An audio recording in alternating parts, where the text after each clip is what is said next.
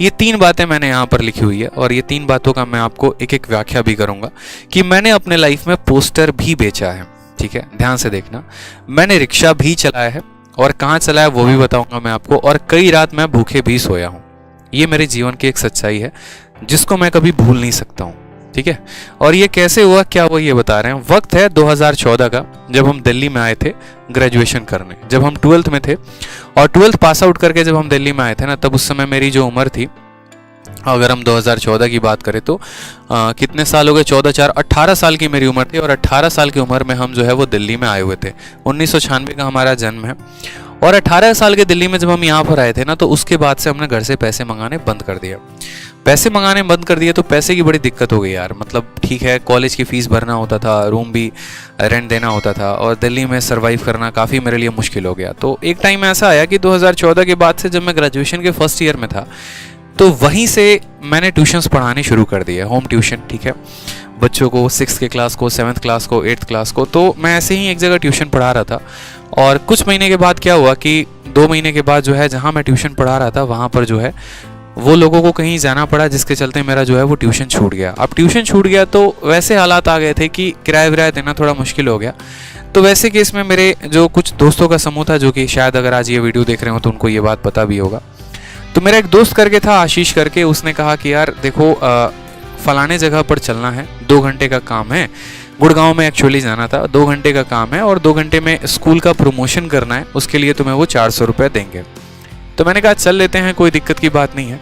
ठीक है, उनकी कैब आई थी, हम धौला कुआं मेरा कॉलेज था, वहाँ से जो है कैब में बैठकर मैं गया गुड़गांव में। और गुड़गांव में जाने के बाद वहाँ पर ये हुआ कि हाँ 2-3 घंटे जो है आराम से एक रिसेप्शन रहेगा, वहाँ पर बैठकर प्रमोशन करना है और करने के बाद वो 200-300 रुपये 400 रुपये उनकी बात हुई थी कि वो दे देंगे ऐसे करके। तो मैंने कहा चलो ठीक है, कोई दिक्कत नहीं है। लेकिन प्रॉब्लम वहाँ तक नहीं आई, प्रॉब्लम वहाँ से शुरू हुई। ठीक है, उन्होंने जो कहा था जस्ट उसका डिफरेंट हुआ। वो गाड़ी में बिठाए और गाड़ी में बिठाने के बाद जो है 4 दोस्त थे हम टोटल, उन्होंने 4 अलग अलग चौक पे छोड़ना शुरू किया हमें। मुझे जो है वहीं पर एक इफ़को चौक करके है, मतलब उधर ही साइड में, वहाँ पर मुझे उन्होंने उतार दिया और कहा कि सर आप ये पैम्पलेट पकड़ो, ये पैम्पलेट डिस्ट्रीब्यूट करो, जो पोस्टर होते हैं ना, जो पर्चे होते हैं। ठीक है, और ये पैम्पलेट आपको लोगों को देना है और ये फॉर्म है, जो लोग आपसे पैम्पलेट लेंगे या इंटरेस्टेड होंगे ये भरवाने हैं। 50 से ऊपर फॉर्म भरोगे तभी हम आपको पिकअप यहाँ करने आएंगे। मेरी हालत उस समय ऐसे ख़राब हो गई ना कि मेरे मतलब पैर के नीचे से मेरा ज़मीन खसक गया था। मुझे एक पल के लिए समझ में नहीं आ रहा था कि ये हुआ है तो हुआ क्या है। दिन ऐसे कभी लाइफ में देखे नहीं थे कि पोस्टर बांटने की नौबत आ जाएगी।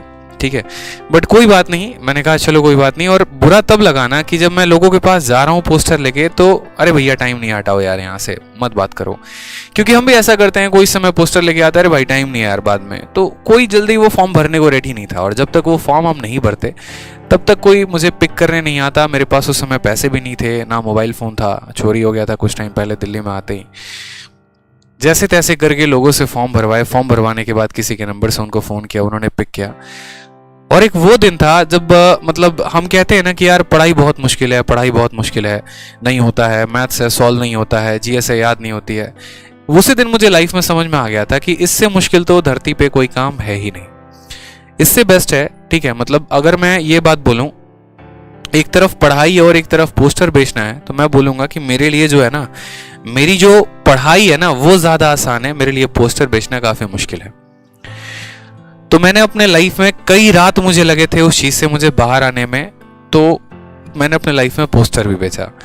दूसरा इंसिडेंट ऐसा हुआ 1 साल के बाद, जब मैं सेकेंड ईयर में वापस से था, मेरा पेपर बीत गया था, मुझे रूम चेंज करना था और रूम चेंज करने के लिए जो है मकान मालिक ने बहुत ज़्यादा तमाशा खड़ा किया हुआ था। हम रूम भी ऐसे लिए हुए थे कि 2000 रुपये हमारा रूम का किराया था और जिसमें हम 2 लड़के रहते थे, एक मैं था और एक अजय नाम का लड़का था, भाई है मेरा, वो भी मतलब मेरे गांव का ही था। वो फिजिक्स ऑनर्स वो कर रहा था, मैं केमिस्ट्री ऑनर्स।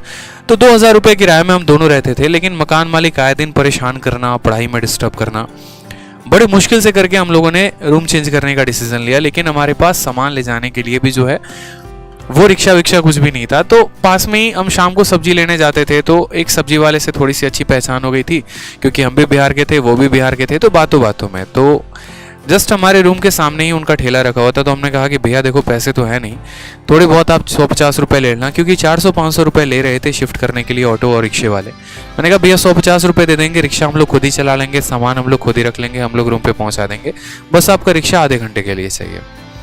मेरे दोस्त ने सामान पूरा का पूरा रिक्शे पे रखा और मैंने 3 चक्कर पूरे के पूरे रिक्शे में अपने गली में चलाया, दिल्ली में ही जिस एरिया में रहता था।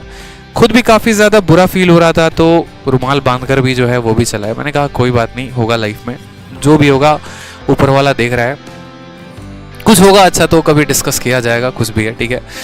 जैसे तैसे करके ग्रेजुएशन का समय बिताया, ठीक है, और अच्छा रहा, एक्सपीरियंस अच्छा रहा। 90% ग्रेजुएशन में मेरे मार्क्स भी आए। काफ़ी दोस्त जो है वो आगे बढ़ते चले गए और पीछे छोड़ते चले गए, कोई दिख नहीं हुआ उस बात का, लेकिन हाँ अपनी मेहनत पर एक था कि करेंगे लाइफ में कुछ आगे करेंगे। तो जब मैं ग्रेजुएशन के 3rd ईयर में जब मैं आया ना, तो मैं अलग अलग कोचिंग्स के इंस्टीट्यूट्स में मैं पोस्टर्स देखता था। अच्छा ये ऑल इंडिया रैंक 1 है, अच्छा ये ऑल इंडिया रैंक 2 है, इन्होंने सीजीएल में स्कोर किया है, इन्होंने जो है यूपीएससी में ऑल इंडिया रैंक मारा है। तो उसी के अंदर से है ना मेरे अंदर एक मोटिवेशन आना शुरू हो गया कि यार अगर ये पोस्टर्स में है ना, मैं भी ऐसा काम करूंगा कि मैं भी ज़रूर पोस्टर में आऊँगा, ठीक है, और मेरे भी पोस्टर्स लगेंगे, मेरा भी नाम हर जगह पर होगा, उसके लिए मैं बहुत मेहनत करूँगा। ग्रेजुएशन ख़त्म होने के बाद एक कमरा लिया, यहीं पर वज़ीराबाद है दिल्ली में एक जगह, और वहीं पर रहने लगा मैं। रूम वूम लेने के बाद काफ़ी पीछे एरिया में, क्योंकि फ्रंट में गलीज में काफ़ी महंगा पड़ता है। खुद से खाना बनाया, खुद से रहा, लाइब्रेरी ज्वाइन की, वापस वहीं से होम ट्यूशन्स पढ़ाने शुरू कर दिए। होम ट्यूशन अगर नहीं पढ़ाता तो रूम का किराया भी नहीं दे पाता, ठीक है, और भी काफ़ी बुरे बुरे वक्त आए। फिर उसके बाद लॉकडाउन आया, वापस से सारे के सारे सिचुएशंस ख़राब। लेकिन ये रहा कि हाँ मुझे जो पाना है ना, मेरे हमेशा नींद में मुझे वो दिखता था, ठीक है। मैं जो वोकैबलरी याद करता था ना, तो सोने के बाद भी मेरे मन में वो वोकैब वो रिवाइज होते थे, ठीक है।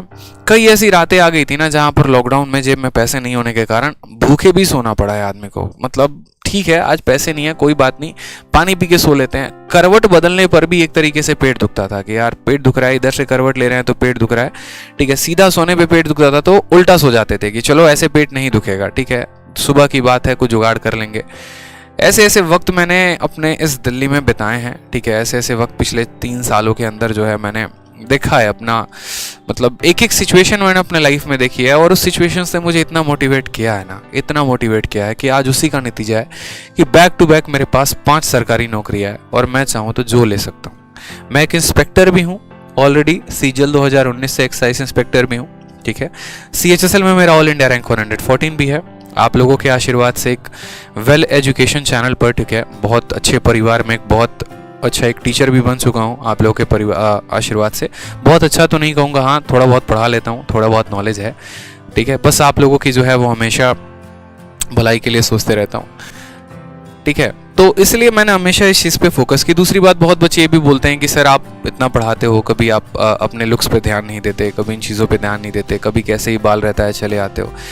हमेशा एक बात को मेरे भाई ध्यान रखना कि जो आपके अंदर की ऐब है ना, अपने आप को इतना कामयाब बना लो। एक शब्द बोलूंगा, ध्यान रखना, अपने आप को इतना कामयाब बना लो ना कि जो आपके अंदर की जो ऐब है ना, वो भी समय आने पे आपकी स्टाइल बन जाए। समझ में आ रहा है बात? मैं जो बोलूंगा बड़े ध्यान से समझना।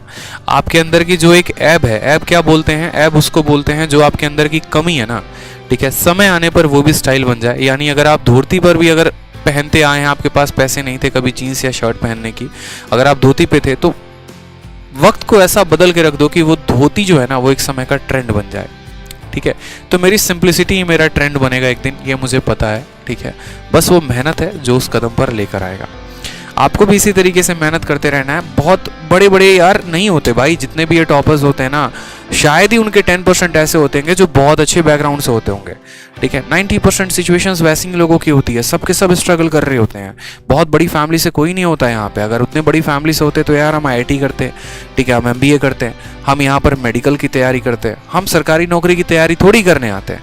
हमें पता है कि हमारे पीठ पीछे हमारे परिवार के पास कुछ भी नहीं है। उतने पैसे होते तो वो तैयारी करवाते, नहीं है तभी तो हमें आगे इस जंग में आके लड़ना है, और अपने लिए भी लड़ना है, और अपने आने वाले जो है एक तरीके से जनरेशंस के लिए भी लड़ना है। तो ये अपने मन में एक ठानो, एक मोटिवेशन रखो, पॉजिटिव मोटिवेशन रखो, मेहनत करो।